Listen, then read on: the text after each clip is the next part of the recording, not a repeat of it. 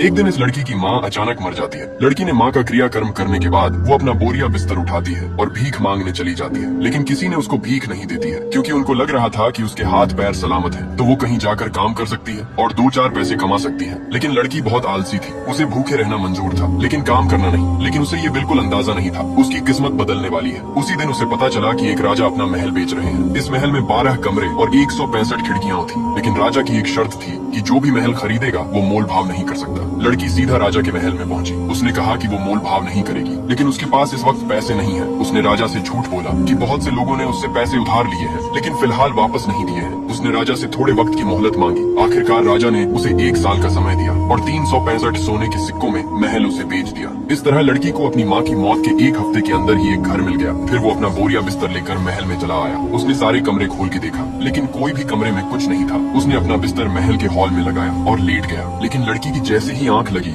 अचानक उसे एक बिल्ली की आवाज सुनाई दी। लड़की उठकर दरवाजे की तरफ गया तो उसे एक बड़ी सी काली बिल्ली दिखाई दिया। वो बिल्ली को अपने पास लाकर सुलाया और खुद भी सो गया। लेकिन लड़की सुबह उठने से पहले ही वो बिल्ली गायब हो गया था। लड़की ने जल्दी से चाबी देखा, लेकिन वो अभी भी वहीं था। फिर खिड़की और दरवाजों को देखा, लेकिन सब कुछ बंद था। उसे समझ ही नहीं आया कि आखिर बिल्ली गई तो गई कैसे। और फिर से रात हुई और वो जैसे ही लेटी, वो काली बिल्ली दोबारा आ गई। लड़की ने उसे डांटा कि पूरा दिन कहाँ गायब था, लेकिन बिल्ली ने कुछ नहीं कहा, बस पीछे मुड़ी और अपने मुंह से एक बड़ा सा हीरा उंगला। लड़की देखकर हैरान रह गई, क्योंकि बचपन से ऐसा कुछ भी नहीं देखी थी। उसने वो हीरा एक जार में डाल दिया और फिर बिल्ली के साथ सो गई। लड़की ने मन ही मन सोचा, ये बिल्ली एक दिन उसे बहुत अमीर बनाएगी। और सच में कुछ दिनों तक बिल्ली हर रात एक हीरा लेकर आती रही। अब लड़की को बिल्ली की हरकतों पर शक होने लगा। एक रात जब बिल्ली आई, लड़की ने हमेशा की तरह उसे प्यार किया और बिल्ली के साथ सो गई। लेकिन इस बार जैसे ही बिल्ली को लगा कि लड़की सो गई है, वो उठा और चुपचाप दरवाजे की तरफ चला गया। बिल्ली ने दरवाजे पर पैर रखा और दरवाजा खुल गया, लेकिन बिल्ली को नहीं पता था कि लड़की अभी जगी हुई है। लड़की भी धीरे धीरे उसका पीछा करने लगी। बिल्ली सीधा महल के आखिरी कमरे तक पहुंचा और दरवाजा अपने आप खुला और वो अंदर चला गया। लड़की भी उसके पीछे चलती रही। वहाँ एक सीढ़ी थी